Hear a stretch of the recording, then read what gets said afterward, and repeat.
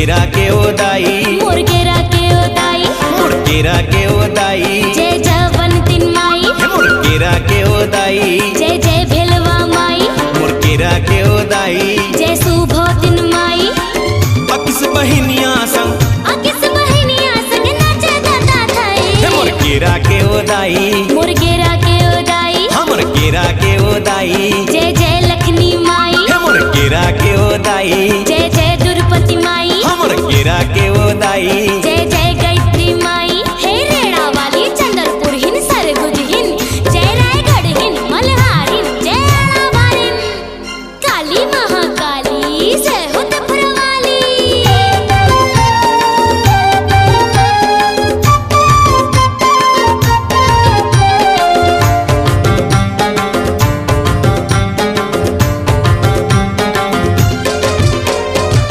चरण पखारे महानदी के लहरिया, हसदेवा गावत जी कर मत दरिया।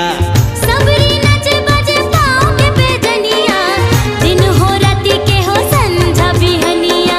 चरण पखारे महानदी के लहरिया, हसदेवा गावत जी कर मत दरिया। सबरी नचे बजे पाँव के बेजनिया, दिन हो राती के हो संझा बिहनिया। मुर्गेरा के ओदाई, मुर्गेरा के ओदाई, मुर्गेरा के ओदाई, मुर्गेरा के ओदाई, घिउरा बिर्रा ले, घिउरा बिर्रा ले लाने उघरा लाई। मुर्गेरा के ओदाई, मुर्गेरा के ओदाई, मुर्गेरा के ओदाई, जय जय सुरती माई, मुर्गेरा के ओदाई, जय जगवंतिन माई, मुर्गेरा के ओदाई, जय सिंदूरिया माई। हे चंडिके, हे चंडिके, हे चंडिके, जय हो दुर्गे, जय अम्बे, जय जगदम्बे, हे काली महाकाली सारंगढ़ वाली।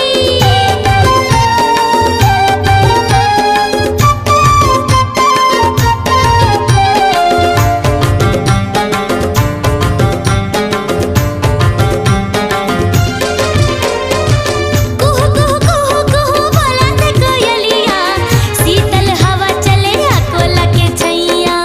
चर्चा है गली गली गाँव नगरिया, बैठे है बड़े बरदानी मोरे मैया। कुहू कुहू कुहू कुहू बोलत कोयलिया, शीतल हवा चले अकोला के छैया।